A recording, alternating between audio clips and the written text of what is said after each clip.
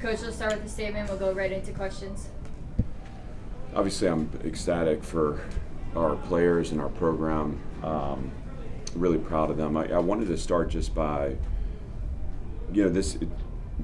we talked as a team on Tuesday about the fact that it's been 17 years since we beat South Carolina, and I've got so much respect for Coach Beamer and this program. And in so many ways, I think our programs mirror each other. It's they're a physical team, we're a physical team. They want to win in all three phases, we want to win in all three phases. But what was important to me talking about the history of this rivalry, this game, was the fact that the last head coach to beat South Carolina was Bobby Johnson. And obviously Bobby was my coach, and Bobby means so much to me. He means so much to our Vanderbilt family and our community. You want to talk about a first-class human being. And as a player here, I was here during a time where we didn't have a lot of success, and I think the silver lining I took was hopefully the time I invested, the work that we put in, we did to set up guys like Earl Bennett for the success he had and for the 2008 bowl game that was won. But I watched Coach Johnson and his staff work tirelessly and never once blamed the team. Always came in on Sundays, no matter how poorly we had played, with on his yellow notepad the things that we needed to do to improve. And I know I wanted Coach to be with us tonight. He wasn't able to be here. I know he and Catherine watched the game. I just want Coach Johnson to know that we love him and that he is here with us, and that performance was for him, that we wanted to win this game for Coach. How much I admire him and respect him, and how grateful I am that he gave me the opportunity he gave me, and then chose to coach me the way he coached me. And I want to take this moment to honor him. So thank you for that. Happy to answer questions. I guess with that being said, could you just elaborate on, first of all, what he means to you and what it means to do the same thing? Why are those things intertwining so special to you? It's just about, he was here in 2021 when we played them so close, and the heartbreaker that was, Coach is fighting through some things right now, and he just needs to know that this community loves him and respects him and appreciates him. That's why it's important to me. And it just so happens that he's from Columbia. I mean, he's a South Carolina guy. He lives in Charleston now with Catherine, and this is special for them. And I want to make sure they know that they're a part of us. Coach, you guys went a combined 7 for 13 between third and fourth down tonight. Just what was working so well on the downs that mattered the most? Those conversion downs are about focus and execution. I mean, I think that play designs were good. Tim Beck delivered again. I got to give him credit, and obviously then the players have to take the call and execute on the field. But I thought we had really good design, that we had players stepped up. A couple of those were longer conversions that, typically tip against the offense. But when you have the O-line playing the way we were playing, guys like Diego and Eli and James L. Lassiter, and, they delivered. And so, obviously, I think the way we play on offense sets us up for, manageable third downs. Tonight, some of the bigger stories were the chunk gains we got on third downs to extend drives that ended up in the end zone. Coach, the defense, 4 turnovers. We're going to win a lot of games if we do that, right? What happened defensively that went so well today? Well, I mean, I was proud of the way we attacked the ball. I thought Zalen's interception early in the game was a huge play. I think that may have been the biggest of the 4, because I felt like we were on our heels, and they had a really good plan to start the game, and their quarterback was finding the guys, and they were finding space, and that didn't feel great. But Zalen was able to step up and make a big play for us to kind of shift momentum.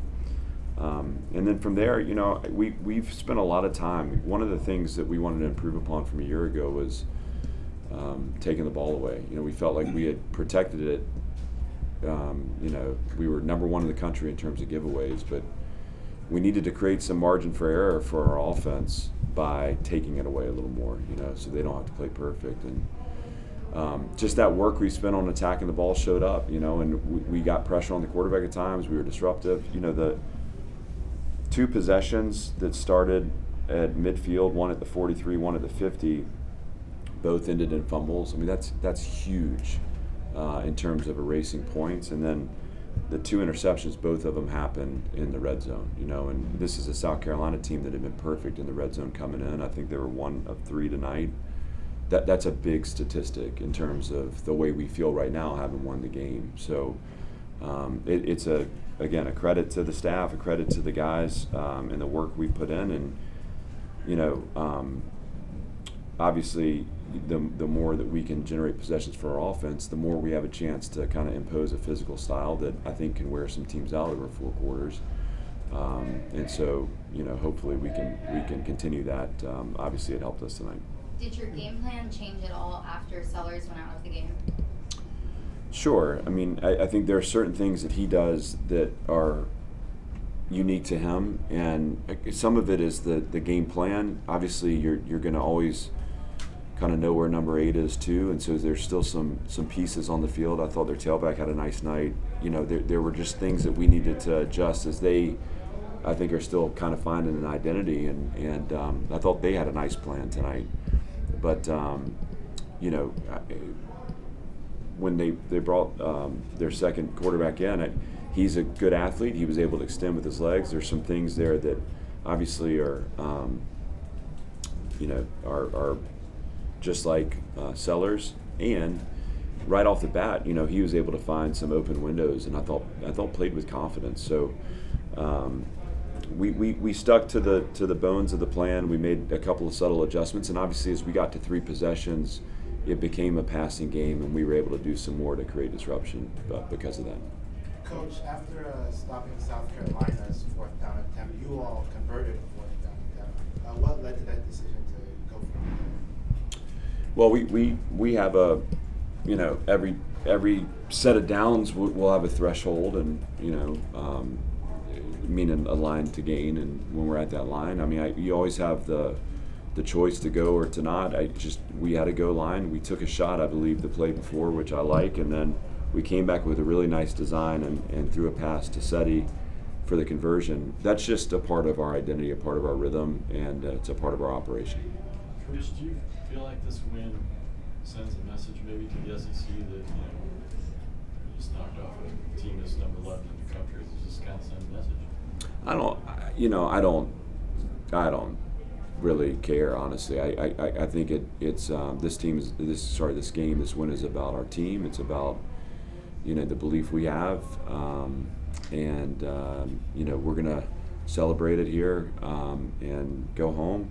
Hopefully get some rest and need to turn the page tomorrow. This is the beautiful thing about football is you can't hold it too tight. I mean, we did enough this week to separate on the field tonight. We're going to need to turn the page because we got Georgia State next week, and they're gonna present some real challenges to us. They did a year ago. So as far as messages go, this is more about our team, our confidence, what we believe in, and we know in our league you got to show up every week. You got to play physical. You got to play together. And we're good enough to win all our games, but we have to play a certain way. Tonight we were able to do that, and so we were able to come out on top. You guys have had a lot of bad breaks in this series over the years. It felt like every time the opportunity for one to come up came tonight, you guys just squashed it immediately. What does that say about this team in particular? I just think that we played well enough to win tonight. I mean, I don't tend to pay a lot of attention to the breaks that we've gotten or not gotten. I don't think we've been ready to win this game, honestly. That's how I see it, In 21, we weren't. Obviously, I can't go through every year. 22, they came to our place. 23, we came here and got stomped, Last year, I thought they came to our stadium and they played to our identity better than we did. That was a hard loss for us. In a moment where we really felt like we were at a point where we could gain some momentum. And that scarred us. In overtime, scars heal, but you learn from them. And so it was important for this team to show up a certain way and play a certain style tonight. And so independent of any of the old breaks, this group was ready to win a game tonight, and they did that. Coach, what do you see in the season so far at Diego? He seems playing really confident. He is. I mean, he's a great player, you know. And anytime he's taken the snap, I've got confidence that we're going to win it. You know, and he's been so efficient. But it's the unseen things sometimes that make the difference. The quiet connections, the humility he comes to work with every day, the belief he has in himself and his teammates. You know, he threw a physical block on a reverse today that was like, I mean, it made the difference in the play. And as much as I don't love those things, I do love them because that's exactly who he is. You know, when it's his teammates' turn to carry the ball, he's going to be out in front, playing physically to set a tone. And when your leaders do that, when your leaders play that way, it gives everyone else a license to play that way. So we believe in him. We think he's the best there is, you know, and I'm happy for him to be having success. Coach, you've outscored opponents 68-3 in the second half throughout your first 3 games of the season. What are you seeing out of your team coming out of the break? I think that's a credit to our strength and conditioning staff, first of all. You know, I mean, Robert Steiner, Ian Burris, their staff. I mean, I can't say enough about how they've prepared us to play this season. You know, it's a testament to our coaching staff to finding the answers or finding the calls that are on the sheet at halftime. But I think most importantly, most significantly, it's a credit to our team. This is a team that cares a lot, you know, and we have big goals. You know, we have big aspirations. And so, you know, you have to play well in the second half to win in our league, and we want to be finishers. And we've been able to do that. You know, again, it goes back to the fact that every week you reset and you got to redefine who you are. So we'll celebrate tonight. We'll get back tomorrow. We'll go back to work, and we'll have another challenge ahead of us. But yeah, I'm proud of the way we played in the second half so far this season. Coach Shane Beamer said leading into this week that he thinks this is the best Vanderbilt team that he faced while he's at South Carolina. Tonight you all showed that.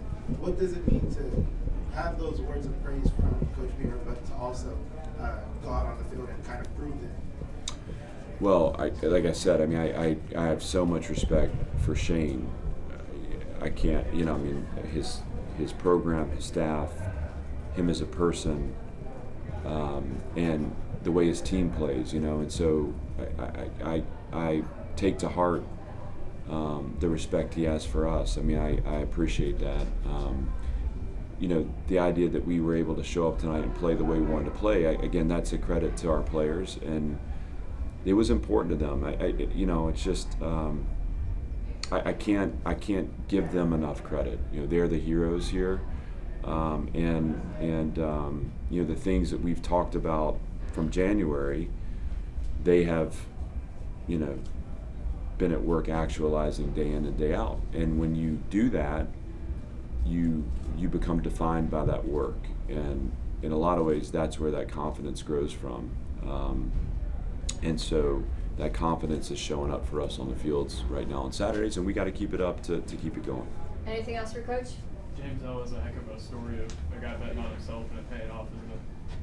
Yeah, I mean, he's been so good with the ball in his hands. We saw it in training camp. Honestly, we saw it in spring, flashes. Now he's impacted winning for us, and I believe, you know, there's more out in front of him. So really happy for James L. And again, you know, sometimes you get those depth charts set, and you it's easy just to kind of like stay in the box as a coach. I think what Gali and Tim have done, and the offensive staff, to create opportunities for him to touch the ball, I mean, that's what winning takes. And when we've done that, he's delivered for us. So hats off to James L. and let's hope for more out in front of him. Thanks, everybody. Thank you, guys. Thank you.